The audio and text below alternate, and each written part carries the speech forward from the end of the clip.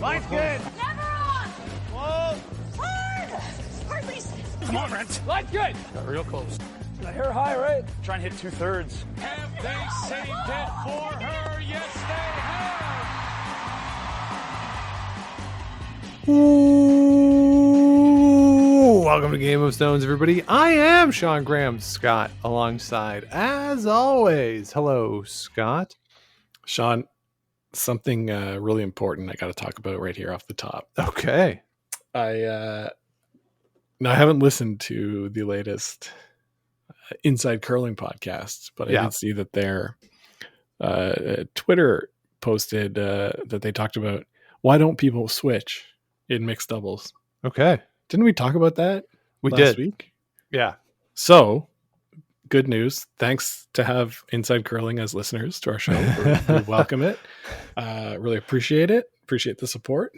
As curling podcasts got to stick together. And the answer we came up with is they should do it more.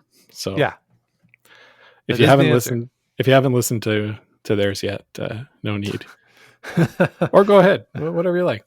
Yeah, I'm sure they'll have a very enlightened view of what should happen in the mixed doubles game. So, it is an interesting debate. So maybe there would be a sort of fascinating conclusion that those guys come up with over there on Inside Curling. You're right. We higher tide, Scott. Yeah, raises all boats. That's right. So check that out. You can also check out Jonathan and Ryan Rocks Across the Pond. They did a World Men's preview as well. All right, so we are going to talk about the 2022 Men's Olympic Curling Qualifier. Yep. That's really what this event is all about to me. So it is, of course, the 2021 Men's World Curling Championship, the BK Tires OK Tire World Men's Championship. Man, that's a mouthful. The number one question that I have as we look at this event and the Men's World Championship for 2021, does it matter who wins? Not really. No, I think whoever wins is going to be happy that they won. Yeah, I don't think anybody's tanking or deliberately not winning. Sure, but for the players there, they care about winning. The organizations or the member bodies, they care about qualifying for the Olympics. So for a team that is definitely going to represent their country in the Olympics, should they qualify, they'll care a lot. But not as much, but they won't care as much about winning as making sure they're in that top six. That's right. Like Brendan Boncher, he he's not a certainty to represent Canada at the Olympics next year. So a world championship for him, like, let's win a world championship. And I know everyone is going to want to win a world championship, and I don't want it to come across as though I would denigrate this world championship. If you win this, it's a real legitimate world championship. Nobody's going to take that trophy off your, shelf. And so it's still going to count. But I think, as you say, like, if you were to give Curling Canada Truth Serum or the British Curling Association and, all these bodies that are going to end up having representatives at the Olympics, I think all of them would say they would rather have 2 sixth-place finishes in the men's and women's rather than a world championship in one and a 7th-place finish in the other. Yeah, I think that's definitely fair to say. That you might get the kind of players like maybe Nicholas Edin is like, what do I have to prove? Like, let's just make sure we're in the Olympics. Do we need to win? Probably not. Yeah. We haven't played all year. Well, they played a little bit, but you know what I mean? Like, let's just not get hurt. Right. Yeah. Yeah. So on that note, Scott, do you know who won the last world championship? Who is the defending champion coming in to 2021? Is it not Kevin Cooey? It is not Kevin Cooey. You are correct. Then it's Edin. Yes, Nicholas Edin is the defending champion, winning in 2019 in Lethbridge, had an 11-1 record in that event, and went on to beat Kevin Cooey in the final. And it's kind of interesting to look at this field now, Scott, or at least the way I would consider this field and think about it. And what I've done here is I've broken this field into tiers. Great. And the tiers are as such. I have 7 teams that are coming in saying we will qualify. Like that our expectation is that to qualify, we will be disappointed if we won't qualify. And I pushed it to 7 potentially, because therefore one team will be disappointed in that. Then I have the maybe qualified teams that are coming in saying, yeah, we might have a puncher's chance if we have a good week. And then I have a couple sort of maybe probably not, but crazier things have happened. But and then of course a wild card team. And that wild card team is China because Yeah. they've already qualified.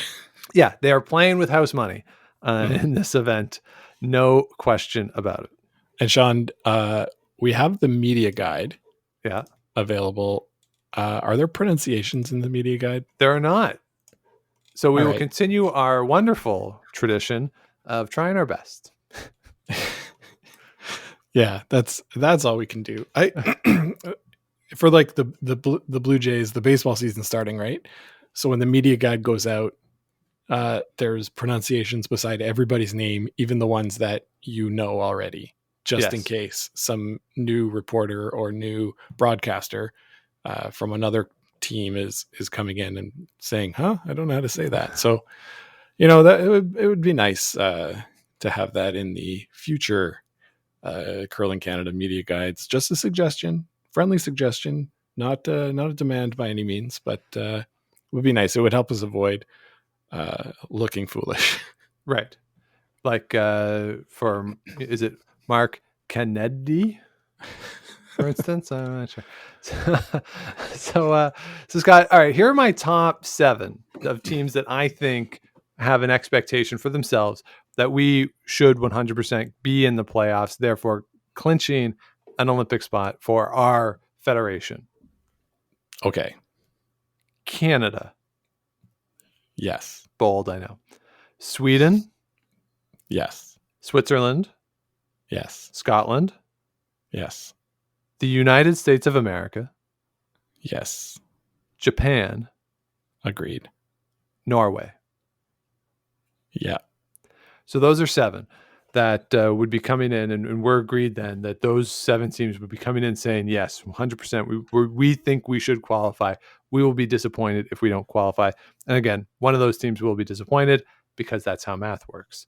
That's Scott, correct. Now, Sean, those are the top 7 ranked member associations in the world. So yeah, that makes sense.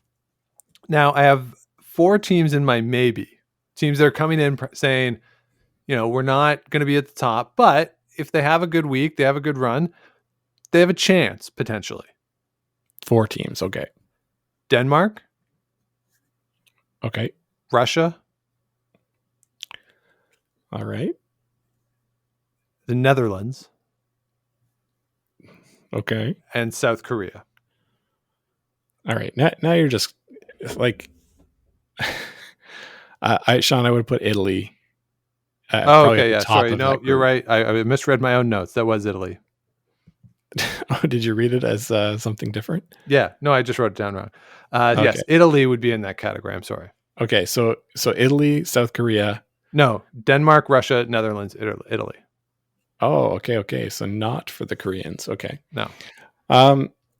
Well, I think if the Netherlands are going to do it, it would take a heroic effort from Wouter, who we'll talk about when we get to them, I guess. But that would take like a very big upset of one of those top 7 teams for them to get in. Italy. That's why this is the maybe. Like I'm trying to get in their mindset, what they're thinking. Well, obviously everybody wants to do it. I think they have no chance. Sorry.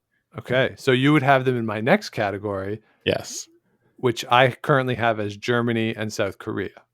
And well, I think Russia should be in that bottom category too. And I would put Korea in the maybe have a chance. Okay. Interesting. Once we get to Korea, we can talk about that a little further. But, and then as I said, China's just a total wild card in the sense of what their expectations are. I do think if I'm the Chinese Federation. I want to make the playoffs going into next year. One, just there's a nice boost for the team that they've made the playoffs. They've been competitive in this international event. Mm-hmm. Probably the last major international event that they'll play in before the Olympics, where there are real stakes. I mean, they'll play in the packs next year if there is a pack next year. But I also just would like to throw things into chaos a little bit by, forcing another member association to have to go to a pre-event, right? So right now there's, I believe, 3 spots up for grabs at the Olympics in a pre-qualifier, like the last chance qualifier. If China makes the playoffs here, there's 4 spots available. And then at least 2 of these top 7 teams would have to go. Yeah. That would really throw a wrench into things. Yeah, it'd be fun for the World Curling Federation. It would be pretty fun. Fun. It'd be great overall. Yeah. Yeah. All right. So Scott, let's go through this and let's go through the squads. Let's go by tiers, and let's start with the host team of Brendan Botcher making his first appearance at a World Championship at the men's level. Of course, has played and won World Championships at the junior level. Biggest story of the week coming into this for Team Canada is the health of Darren Moulding. Of course, had to pull out of the mixed doubles championship playing with Joanne Courtney because of a bad back. We see a lineup change as a result of that, as Mark Kennedy has been brought in to be the alternate. And we think we talked about it a little bit last week, Scott. If you need somebody to step into a team at the 3rd position, they got the best guy probably in the world to do that. Yeah, and I thought we covered this nicely last week without mentioning it, but or maybe we talked about it a couple episodes ago. But this did come out either right after or as we were recording our last podcast, and I mean, it makes sense for all the reasons that we said before. Mark Kennedy will fit in with anybody. We saw him jump into Brad Jacobs' team and win an event in the Canada Cup a couple of years ago. He'll be a great teammate. He'll be really good at, reading the ice, reading the rocks that these teams will have had an advantage because they're playing with them for like a couple weeks already. So yeah, he'll be a good fit to the team. The way I understand at the World Curling events, you're allowed to have 2 coaches. So Pat Jansen presumably will become that second coach, and he'll keep doing the work he's been doing with the team. It won't be like a Cheryl Kreviazik situation where no, you can't come to the Olympics. So that'll be good. I think if this is probably the best scenario for Curling Canada, given the status of Darren Moulding. Yeah, 100%. No question about it. That if you need somebody to step in, this is the guy. A fun little footnote to this, Scott. Do you know who Brendan Botcher beat to win his World Junior Curling Championship? If I take a look at the media guide, I probably will. But no, I don't. Rasmus Rana. Kind of an interesting footnote there that, of course, they're both in this field. So, yeah, I think this will be interesting to see this team at this level. First time, of course, representing Canada at this level for these guys. So you never know how that's going to manifest itself. People talk about it all the time as wearing the Maple Leaf being a very unique scenario, and it feels different when you put on that jacket. Of course, no fans to sort of remind you of that all the time that you're Team Canada. And from all accounts, Brendan Botcher has all the socks he needs. So we should be in good shape, and I would definitely expect them to do well. The other thing, Scott, they, of course, have been in this bubble environment out in Calgary. None of the other teams have. We talked about it with the mixed doubles. Would it be an advantage for the teams that had experienced the bubble? Lott and Sahaydak didn't seem to have a problem with the bubble, so maybe there wasn't actually an advantage to it. But for these guys, maybe, I don't know. We'll see. Well, you got to think that traveling in a pandemic to a strange country where, things are going to be very different. And like in usual times, you could go and find, say, like things that you like to eat, right? That maybe you won't be able to do sitting in the Homewood Suites in Calgary. Right. Sorry, it's a Marriott thing. Actually, it's not the Homewood Suites, but I can't think of it now. So yeah, like there's going to be a lot of differences compared to when it was just the Canadian teams there, right? It'll take some time to get used to. There'll be some jet lag, I'm sure, although most of them will have been here long enough to have beaten that. But yeah, I think the bubble will be an advantage for Brendan Botcher and Team Canada. All right, so let's move down to what might be their stiffest competition in the field, if not the favorite. Scott, the defending champion out of Sweden, Nicholas Edin, 4-time world champion, has yet to break through at the Olympic Games. He's got a bronze and he's got a silver to his name. Of course, we'll be looking to punch his ticket to the 2022 Games in Beijing. The team is as normal with Oscar Eriksson at third, the aforementioned Rasmus Rana, and then second, of course, Christopher Sundgren at lead position. Scott, not really much to say about this team. They've had a chance to play some games. Of course, the great game that they played against Anna Hasselborg, that was streamed. That was a lot of fun. I mean, if you're looking for top level games, it's kind of hard to get better than Anna Hasselborg. So they've had a chance to practice and play a little bit, and you would just expect that they'll be at the top of their game because they always are.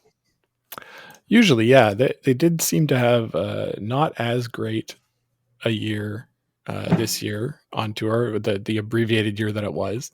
Won the Baden Masters, but after that, a couple of fourth, fifth place finishes, losing in a quarterfinal. The Swiss teams, I think, will be the ones that have the most playing time so far this year, and they were the ones that they were the events that Nicholas Edin went and played as well. So, but I mean, a little bit of rust, whatever. They're the best men's team in the world, I'd say. So, yeah, they'll be looking to win. And if they're not in the playoffs, it would be very shocking. Yeah, it'd be a stunner. It'd have to be a situation where like Nick Edin throws his back out again, which we remember happened a couple of years ago at one of the World Cup events. Mm-hmm. That's right. Yeah. Yeah. So you mentioned the Swiss, Scott. Let's talk about them. The team out of Geneva, skipped by Peter de Cruz. They are back in the World Championship. Of course, Benoit Schwartz throwing the fourth stone for this team. They had a bit of a fight to get out of Switzerland. Switzerland's really fun, I have to say. Like, maybe it's number 2 in terms of let's pay attention to the national championships for who's going to come out. The Koreans also are pretty interesting. A lot of depth there. But certainly the Swiss, like there's 2 great men's teams, multiple great women's teams. And for this one, it is the Peter de Cruz team, that familiar squad. They will be looking to punch their ticket. They have represented Switzerland at the last 2 Olympics. No guarantee that they'll be there in 2022, though. So, Scott, what do you expect out of this team?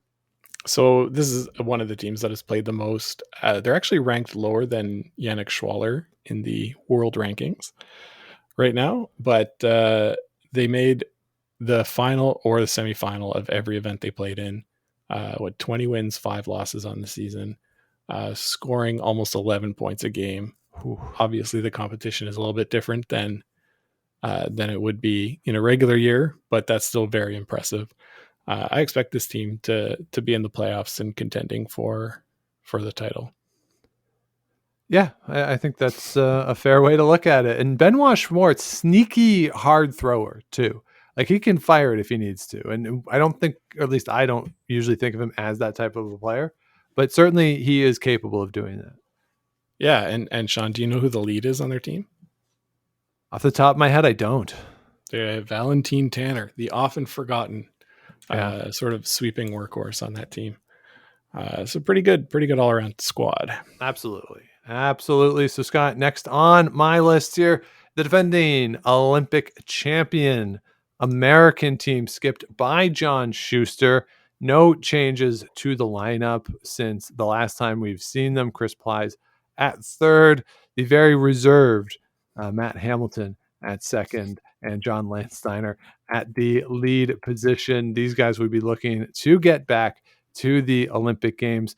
They have had some success at the World Championship. John Schuster's never won a World Championship, but if you look at the last few times that he has played, went 8-5 in Lethbridge a couple of years ago, got a playoff spot, 8-5 in Edmonton in 2017. They, of course, didn't play in 2018 after the Olympics. 10-4 at the games at the World Championship in Switzerland in 2016, where he won a bronze medal. So on a nice run at the World Championships for John Schuster over the last few appearances, and they're going to need to have that good week. We've seen them struggle early in weeks at events before, certainly the most famous example at the Olympic Games in Korea. And this field, you're not going to have as much of an opportunity to have that comeback later in the week. So this is a team really to watch. If we're looking for teams where, based on their history, if they're 2-4, don't count them out. But also, they're a team that could be 2-4. Yeah. So this is one of the teams, Sean, that I think has a chance to slip out of the playoff spot. They haven't played all year. Yeah. I'm sure that's something. like practicing is good, but playing is better. They're going to start against China and then come up against Nicholas Edin on Saturday morning. So not ideal. Then they got Japan on Sunday. So like some tough squads to come out against. Yeah, it's not a good maybe start. Other than China, but I don't think it's setting up well for them. I'd like them to prove me wrong, but I think there's a very good chance that USA will be playing in the last chance qualifying. Okay. And that would be something else, right? For the defending Olympic champion to be in that spot. Yeah. You might even say, I'm offended. I'm offended and shocked by it. It was presented, Scott, as an option. Our buddy Albert suggested that perhaps that was just dry humor on the part of Kathy Gauthier after Brian brought it up so much. Well, if so, good for her. Yeah, she nailed it. If that's nailed the dry humor. So, all right, let's talk about our friends from Scotland. Scott, Bruce Mowat and his team are going to be making their third appearance at a World Championship. Last time in 2019, 8-5, making the playoffs. Won the bronze medal in 2018 out in Las Vegas for Bruce Mowat and the squad. They'll be looking to make their first Olympic appearance next year. Mm-hmm. Interesting thing about this team to me is that they've had the opportunity to play throughout the course of the season at the high performance center that British curling has set up. But they've brought with them one of the teams that they're going to have to get through to ensure that Olympic berth, as Ross White is the alternate for this team. Great young skip out of Scotland, and one of those teams that is coming up, and they're going to be fighting over the next however many years, 4 spots, assuming lineups don't merge or anything, that this is a guy who they're going to be competing heavily with. So it's interesting to see that he's their alternate. I think a good choice, obviously a great player, but normally we see this with older teams, certainly in the Canadian context, where people like Brad Jacobs take Tanner Horgan. We saw it this year with Gushu, taking Ryan Lambswood with them, and you just see that with some of the older teams. Nice to see it here. I don't know. I'm sure Jonathan would be able to tell us if this was a decision made by the Scottish Curling Association as opposed to Bruce Mowat himself, but sort of an interesting wrinkle. We probably won't see Ross White except for in a blowout or anything, but just an interesting note that he's there. Yeah, interesting note. I would agree that it's likely not the team's decision that's making this call. They did play 4 events all at the National Curling Academy in Stirling, Sean, and only lost 1. They're pretty good. Yeah. If I asked you, Sean, to guess, how old is Bruce Mowat? Well, I know this because I did look it up. He's 26. Yeah. Isn't that crazy? I guess. Like Brendan Botcher is older than him. Yes, that is factual. So like this is a really, really strong team. that should be around for a long time. And I mean, just the poise that he has as a skip is pretty incredible. And he'll only be getting better, in the next quadrennial. So I think, this is one of the great teams, and I would be surprised if they miss the playoffs, this team. All right. Well, let's move on to Japan and Yuta Matsumura, his team coming out of Katimi, Hokkaido. And you'll have to forgive me if I mispronounce that. Very strong team here representing Japan. 10-5 record at the 2019 World Championship in Lethbridge. That was his first time skipping. He has also skipped the team at the past 2 Pacific Asia Curling Championships, won the silver medal in 2019, won the gold medal in 2018. Very strong team here all around. I think, Scott, when we're looking at the Asian curling scene on the men's side, this is the team for me that I would peg as the favorite going into a Pacific Asia Championship. Obviously, the results would bear that out, but I think this is maybe the top team right now coming out of Asia. Oh yeah, I agree with you 100%. This is a team that I think will make the playoffs. I think they'll knock the Americans out of the playoff spot. Just a really strong team. We'll see if the travel and the quarantining will affect them at all. It didn't seem to affect them in 2019 when they had a great run. I remember walking through the Rito Center here, Sean, in Ottawa, and stopping at the Bell store to watch Yuta Matsumura make an amazing shot on my way back to my office, and then was like, oh, gotta go. But just incredible. So really strong team, really strong curler. I think I'd put them in that zone, that playoff zone. Yeah, I agree. I think they're too strong to not make the playoffs here, and to miss out on that spot. So Sean, how many teams have I put in the playoffs now? Is that 5? That's 5. Okay. So here's the last team in this top tier, the top tier that I think is there, and it's Norway. And this team skipped by Stefan Wallstedt.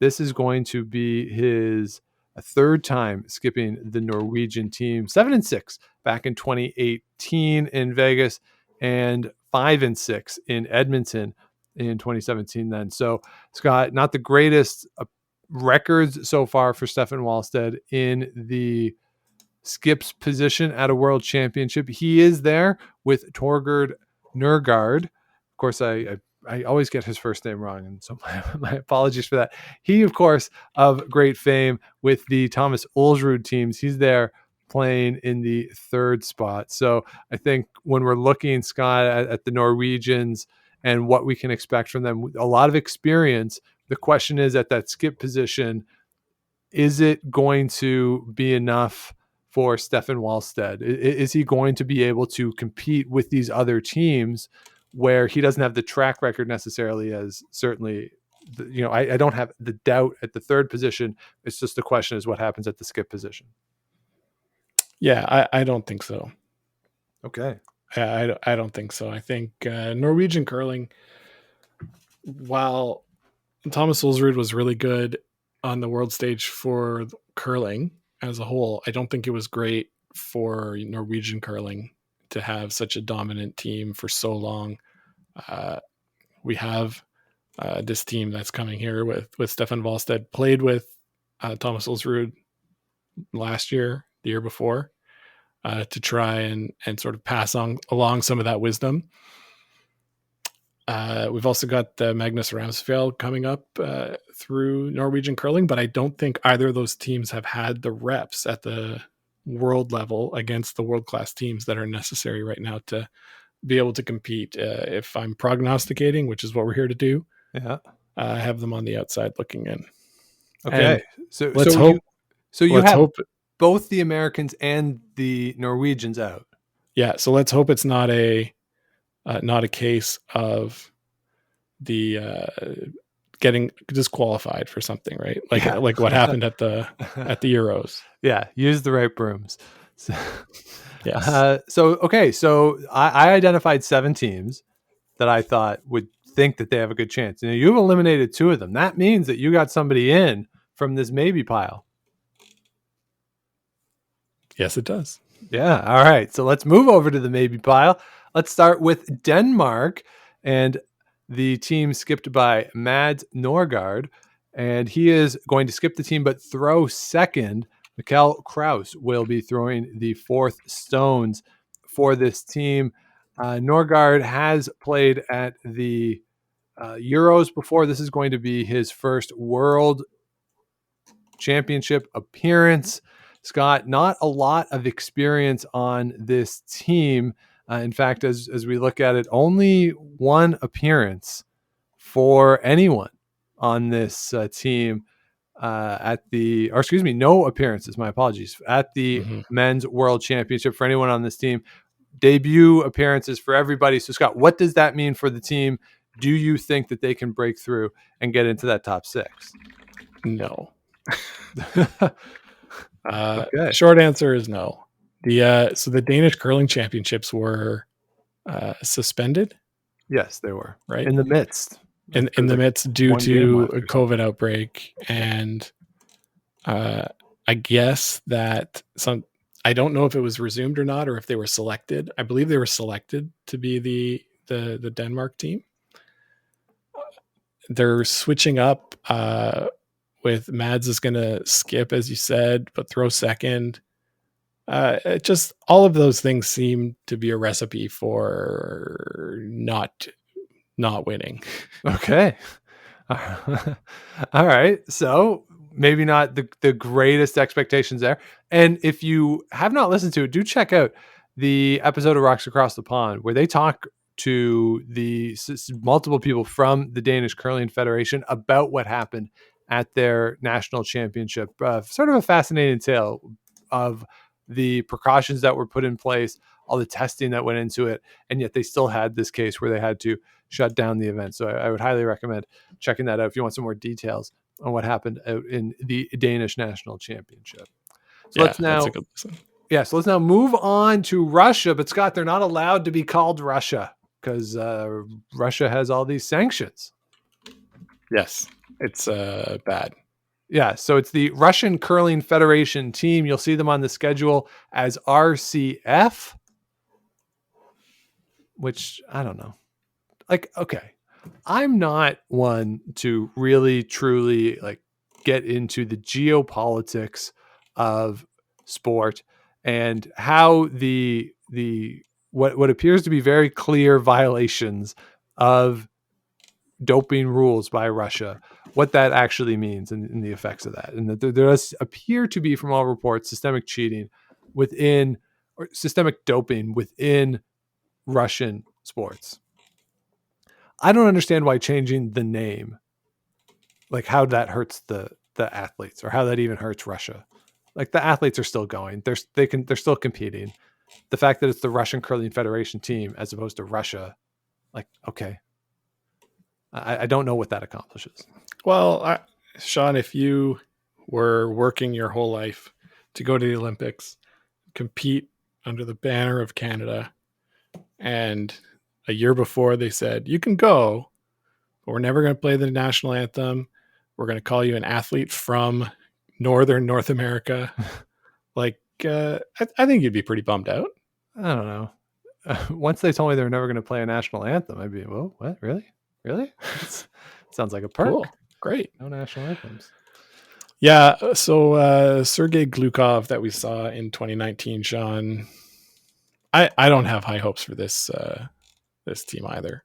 No, they never showed me anything that was great. One of the funny things in the media guide here, it says hobby/other sports. Yeah, for this team. It's nice. The third does gymnastics. That's good. You got to be flexible when you curl. The second, Dmitry Mironov, hobbies, other sports, cars, sure, and cyber sports. Sean, like that. real cyber sports. But then the lead just puts computer games. So I guess he plays computer games, but not cyber sports games. Yeah. So he's probably in like that Call of Duty kind of stuff. Yeah. I mean, I like Call of Duty. Anyway, getting off the topic here. No, they didn't play well in 2018. Is that right? Correct. So 4-8 in 2019, and Sergei Glukov played third for a.k.a. Timofev in 2018. So that team went 5-7.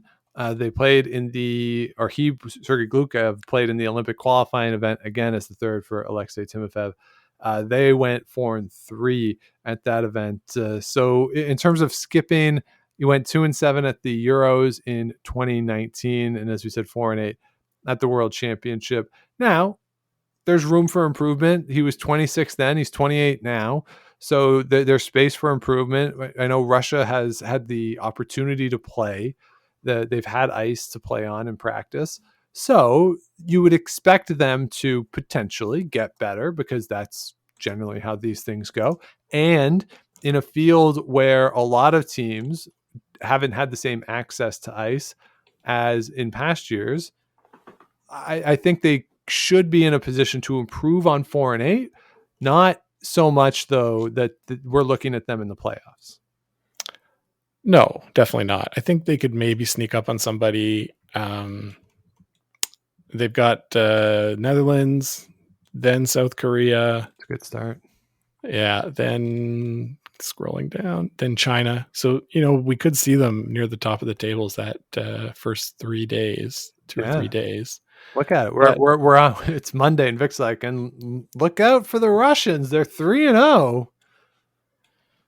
And then they could lose the rest of their games, right? So, this is not the team that I picked to rise from that secondary group. So, I mean, they could win those 3 games, and I think that would be pretty good. All right. Well, let's see if this is your team coming out of that next group. The man, the myth, the legend himself, Jaap van Dorp, out of the Netherlands, 4th time competing at the World Curling Championship, 4-8 in 2019, throwing the third stones that year, but calling the game.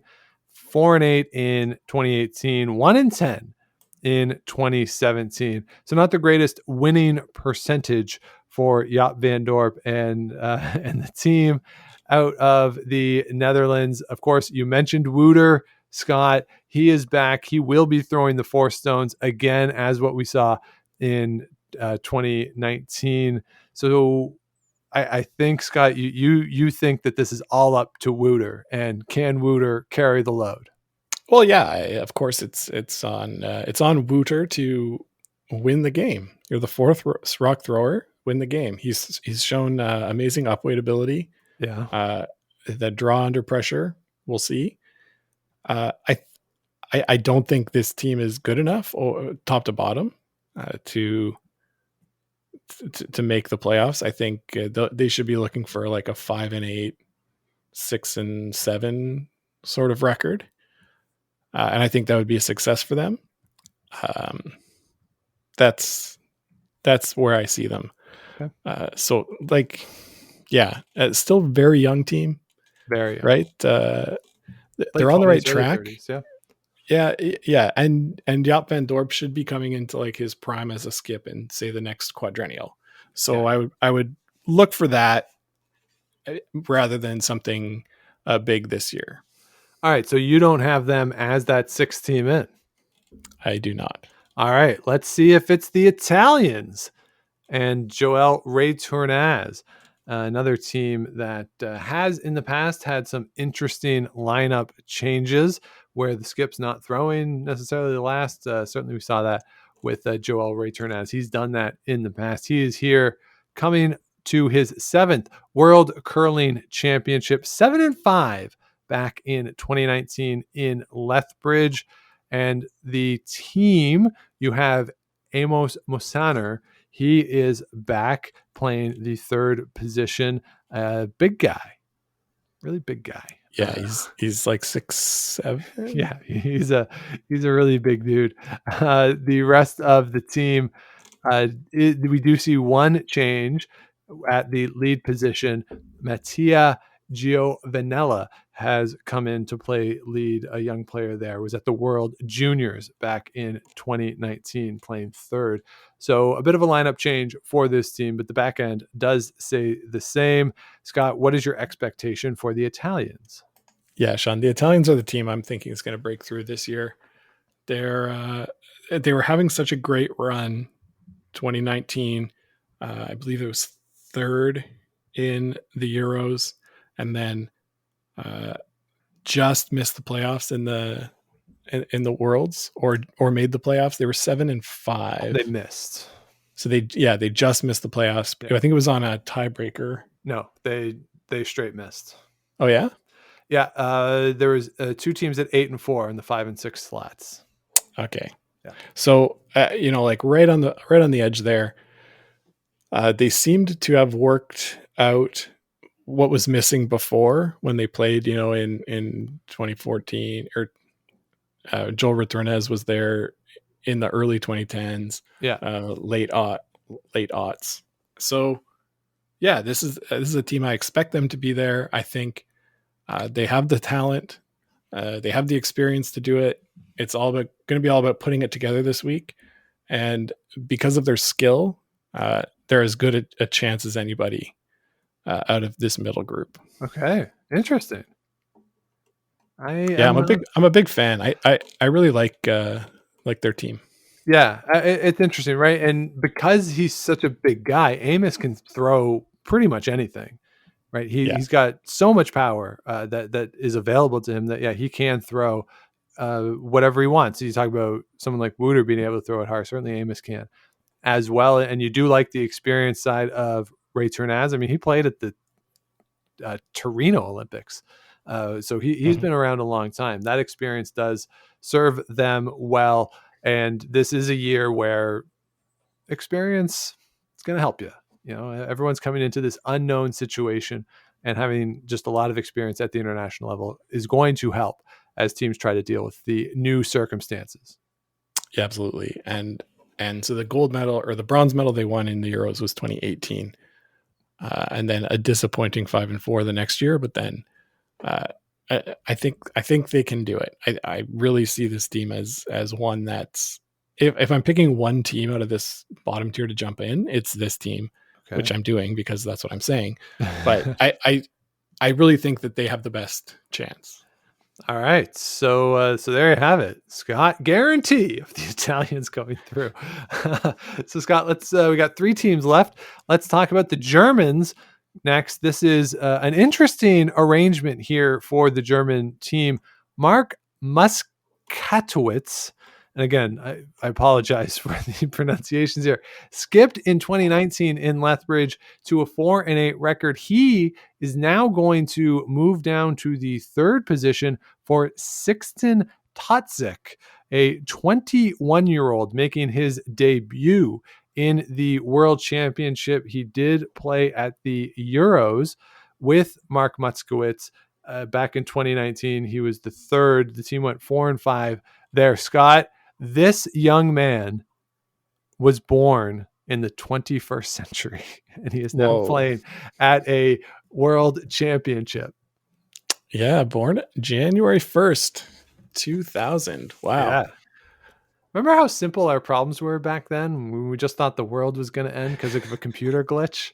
It was so simple. So simple. No one was covering their face from that bug. Yikes. So what do you expect? We got a guy coming in, making his debut. Obviously, these two guys know each other, having played together, but we don't see the same level of experience, and an interesting decision to have them switch with Mark going down to 3rd and Sixten moving up to the skip spot. Yeah, I like this. I like this move.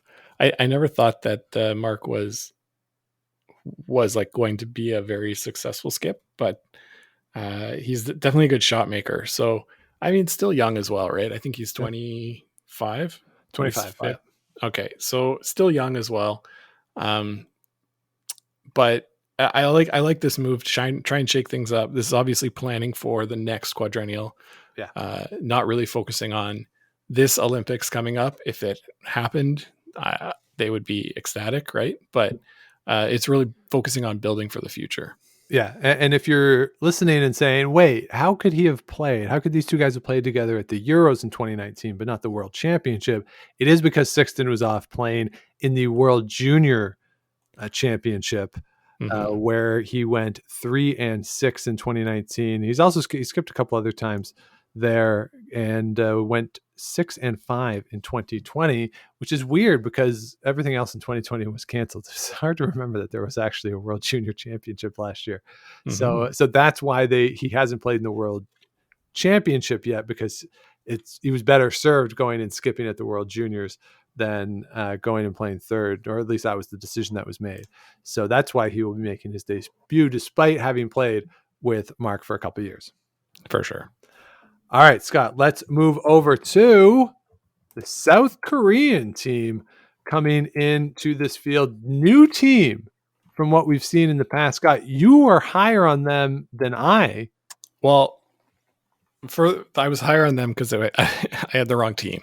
Okay. So the team that you thought was going to be there, of course, is not going to be there. It is a team making their debut at the World Championship, skipped by Young Seok Jung, the 25-year-old coming in, making his debut. The entire team, Scott, has played in one event, or excuse me, the back end has only played in one international event that has been highlighted here, the 2014 Pacific Asia Men's Curling Championship, where they did win a silver medal, going 6-3 at that event, but nothing internationally since then. So it is a team that, we don't have much of a book on them. The South Korean team, skipped by Kim Soo-hyuk, back in 2019 went 1-11, and the Asia Pacific, or the Pacific Asia region, did have to go and qualify back to earn that spot, to ensure that spot, or would have had to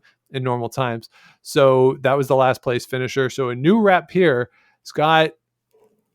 This is just an I don't know, because I haven't seen these guys enough. Yeah, for sure. And I was thinking, Sean, that it was Chanming Kim, right, who came to the World Championships, I believe, in 2018, following up on the Olympics that happened, and ended up finishing fourth. Yeah, 7-5. So that was sort of the optimism I had for the Korean team, but less so with with this squad making their debut, as you say.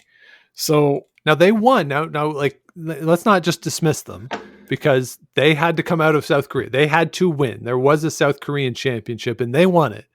So they beat everybody else. So this isn't a situation where they were picked or politically there was like politicizing and like things behind the scenes. So they went out and won. So they're here for a reason. So I don't want to fully dismiss them. It's just, for me, again, having never really seen them play, it's really hard to get a sense of what they're going to be all about. But they could come out gangbusters and just beat up on people. I mean, yeah.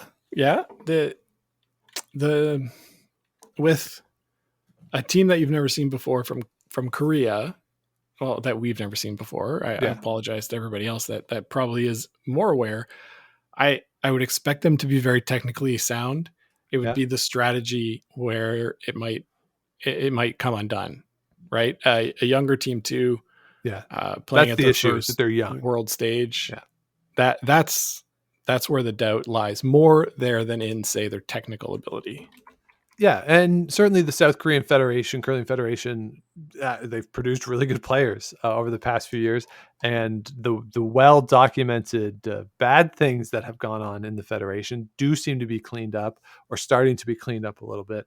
So hopefully it's turned a new page out of South Korea with the curling situation there, and hopefully that these guys, because again, they are so young, that maybe we see them competing for a. We see it on the women's side. The depth is there. That's a fun national championship to pay attention to. And if we can get some depth on the men's side too, I mean, look out. Yeah.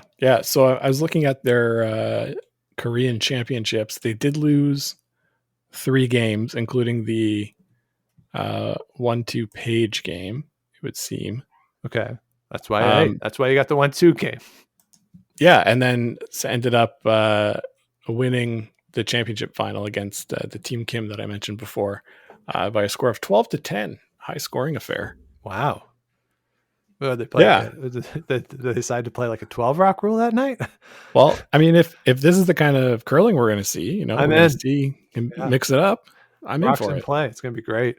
Heck yeah. Yeah, so that should be a lot of fun there. And then Scott, the last team on the list, the wild card team out of China in the Harbin Curling Club, Cheng Zhu, is making his fourth appearance at a World Curling Championship. One of those appearances was as the alternate to Rui Liu in 2017. So third time participating, second time as the skip, 2-10 back in 2019. He has won a Pacific Asia Curling Championship at the lead position back in 2014. Did skip the Chinese team to a bronze medal at the Pacific Asian Championship in 2019. So there is some experience there. Not as much experience down the lineup. A debut at the third position. So we'll see how this plays out. That is the only lineup change in terms of members. People have changed positions. So Jiafeng Tian is the new player on the team. Went to the World Junior Championships in 2018, but not a lot of experience here on the back end. No, yeah. So all that we know is the win at the qualification event in 2020. It was not. I would say it's not like a stacked event. Apologies to Team England. But yeah, young team. They're going to be looking to get in position, get some reps before the Olympics, right? They're going. They know they're going. There's no pressure. I mean, there might be pressure, but maybe there shouldn't be. China's going to be there. It looks like this will be the team. Right. And they're going to want to give this team all the chances they can get to play against high-level competition. And they'll get that this week for sure. Absolutely, yeah. And this might be their last chance, just not knowing what the fall is going to look like. I would expect there to be a Pacific Asia Championship, given sort of where we are right now with everything and vaccines and all that. So I'd expect that to happen, but it's not a guarantee necessarily. And even if it goes forward, who is going to play in it? You're never quite sure. So yeah, this is a good chance for these guys, top level competition, and work on things that you think you might need to work on. And hopefully for them, they have a good week and play well and improve on that 2-10 from a couple of years ago. Yeah, I think that's what they'll be looking to do. And there you have it, Scott. 14 teams that have descended on Calgary. They're in the bubble. They are ready to go. They're quarantining. They've been tested. They're starting practicing soon. And hopefully, everyone is in the bubble and we don't get a positive case at this point. I think it's still too soon from all the teams having landed, given I think they say it's like a 5-day incubation potentially for it. So we won't know for sure that everyone's in and secure for a couple of days yet. But so far, all the news out of Calgary has been good as the teams have landed. Yes, so far so good. I saw that shy guy, Matt Hamilton, posting some photos on Instagram, some videos. Yeah. So it looks like he's balcony neighbors with Darren Moulding. Yeah, another shy guy. So, they'll be... what are they going to talk about? Well, share some massage tips, roll on the ball like this. Yeah. Yeah, it should be fun. So I'm excited to see these teams. I was excited for the Scotties and the Brier. This should be a lot of fun. Some notes here just about the event. Draw times are different from what we saw at the Scotties and the Brier. They are shifting a half hour later. So a 9 o'clock a.m. local time start, 9-7. So instead of the bottom of the clock for all the draws, they're going to start at the top of the clock. I'm guessing this is a television decision in some way. I don't know who would have wanted that, but it has to be for TV, right? Probably for other time zones, but yeah. That'd be my guess, yeah, for the international stuff. So that makes it a little easier. If you have a VPN and can get around some geo blocking, this is a good week to have it. TSN is covering all the Canada games. World Curling TV is also going to be covering games, streaming stuff, I believe, on the World Curling YouTube page. And sometimes those things will be geo blocked depending on where you are, given what the rights are. So having something that can get around some geo blocking and make the internet think you're in a different country will be good this week. We did learn, Scott, that the Sportsnet crew, or a bunch of people from the Sportsnet crew, are calling for World Curling TV. Mike Harris and Kevin Martin, chief among them, will be in the bubble. I did not, sadly, see anything about Rona. No, I didn't see anything about Rona either, but Jill Officer was another one of the names I saw mentioned. So it'll be a good crew there for, I'm sure it's just about travel restrictions, right? So it'll be a good crew, something that we haven't heard all year, but we're used to hearing here in Canada. And I'll definitely be checking out some of the non-Canada games. Yeah. So check out, depending on where you are in the world, check out the World Curling YouTube channel.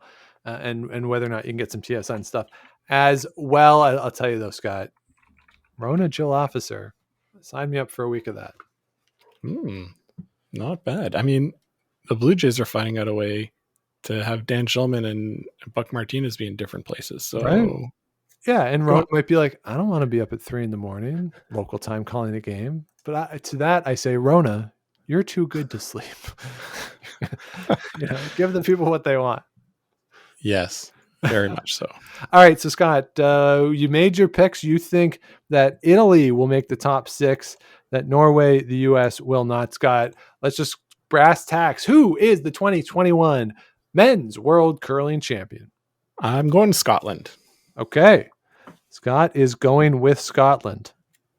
Because my name is Scott, and that's easy to remember. Okay, so there you go. Nice and simple there, Scott. I'm going to go with the Canadians and Brendan Botcher. I'm going to say that the bubble experience pays off. I'm also going to say that this is like a floodgate thing, that he has broken the dam and they're just going to win now. Damn. Okay. Floodgate. Why not? Why not, eh? Why not, eh? So yeah, I'm going to go with the Canadians. And in terms of who doesn't get in out of those top teams, I think I'm going to go with Norway. I think John Schuster gets in. I'm not as high on Italy as you. So I'm going to go with the Canadians, the Swedes, the Swiss, the Americans, the Scots, and the Japanese to clinch their Olympic spots. Okay. We'll see who comes out on top. Indeed, we will. It will be a lot of fun. We will be doing a couple stacks over the course of the week. Canada plays some 4 o'clock, a bunch of 4 o'clock Eastern time games. So we'll pick a couple days to stack after the afternoon draws, and we will tweet those out and let you know on social media when those will be. So do follow along with us on Twitter and Instagram at Game of Stones Pod. You can also follow the Facebook page. That's where the streams will happen. Facebook.com/Game of Stones Podcast. So we'll have some fun over the course of the week. I think we'll have an episode teed up that is unrelated to the World Curling Championship as well over the next week or so that we're working on. So we'll see if we can get that into the feed. So do subscribe wherever it is you get your podcast, do the likes, the ratings, all that fun stuff helps us beat the algorithm, helps other people find the show. And do head on over to GameOfStonesPod.com.